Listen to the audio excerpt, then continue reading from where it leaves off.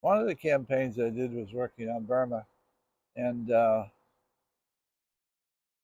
I purposely, with my partner Ferial and I, we visited Rangoon after visiting the Thai border where the refugees were. So we try to familiarize ourselves with the movement and really check it out. And when we got to Burma, they said we couldn't visit Aung San Suu Kyi; was under house arrest.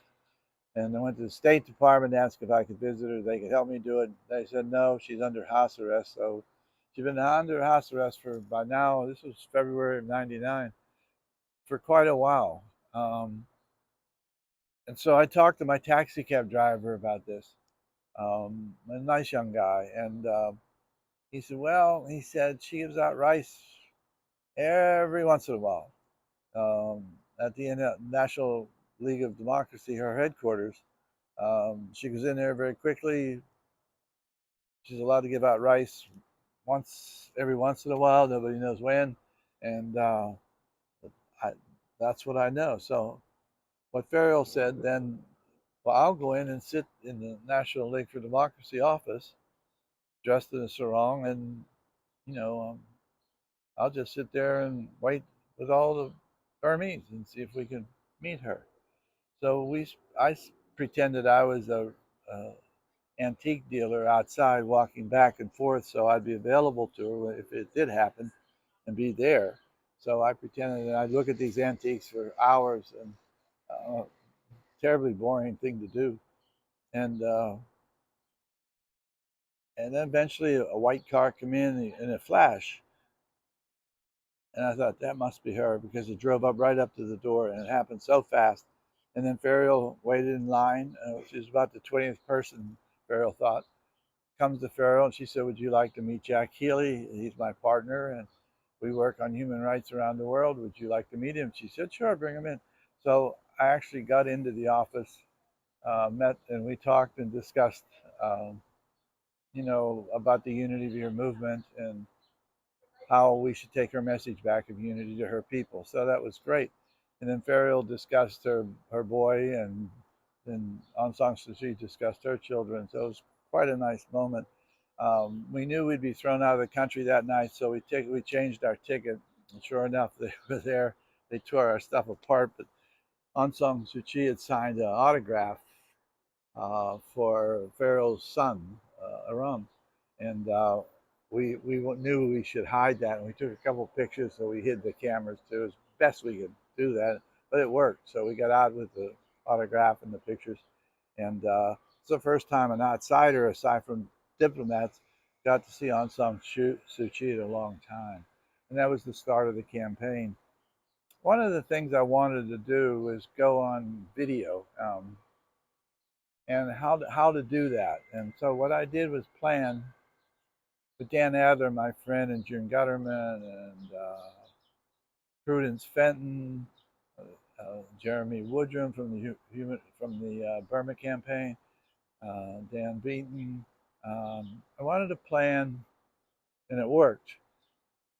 When you do approach a campaign as big as the nation, I wanted the Americans, when I was done, to understand what the problems of the whole country were. So each day there'd be a new celebrity, and it'd be a new issue. So one day it would be AIDS, the next day it'd be education, the next day it's the burning of villages, the next it'd be, you know, we we spelled out 30 days, 30 different celebrities, and it worked. And it caught the New York Times attention. We got great attention for it.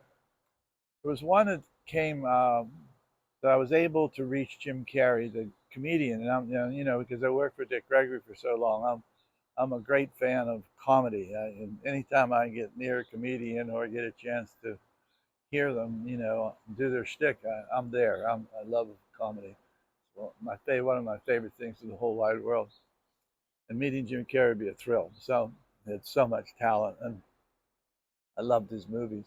So this was arranged, and I went to see him. And we talked about two things: one that happened, one didn't happen. The one that didn't happen was very interesting. He was going to go to Nabu, this fancy restaurant in Malibu, and then it would be very quiet. We would hide a camera somehow, and it would be on him. And then in the middle of this quiet, he'd just stand up and scream, "Burma!" and then sit back down, and that would be our video. Now we didn't do this, but I thought that was a great idea, and I thought this this this comedian has such brilliant, ability to think, and he did this in an instant like that. And then I said to him, one of my big problems with the campaign is these Americans have a hard time learning um, to say Aung San Suu Kyi, and as long as Americans can't say it, we'll never have a good campaign. So he said, I agree with that. I said, well, Jim, would you please write a um, would you write a public service announcement that teaches Americans on how to say Aung San Suu Kyi? Uh, and he thought, yeah, I can do that. So he actually, in a very short time, we went and got a camera for him, and he got his own camera, and he shot that very quickly. It's on YouTube somewhere, the Jim Carrey spot. It was really beautiful. He pulled it off on how to say Aung San Suu Kyi to the Americans. It was magnificent. What a great sense of humor. And then he flew for us from L.A. to New York. Gave a speech at the UN for us, and that went worldwide because CNN picked it up and the press covered it. So he really he stepped into the campaign and brought some historical movement behind Aung San Suu Kyi, um, perhaps to let her out of jail. And I'll never forget being with him. He's a wonderful human being to be with, and he's just as funny in person as he is on the screen. And that was great fun to be with him. Thank you.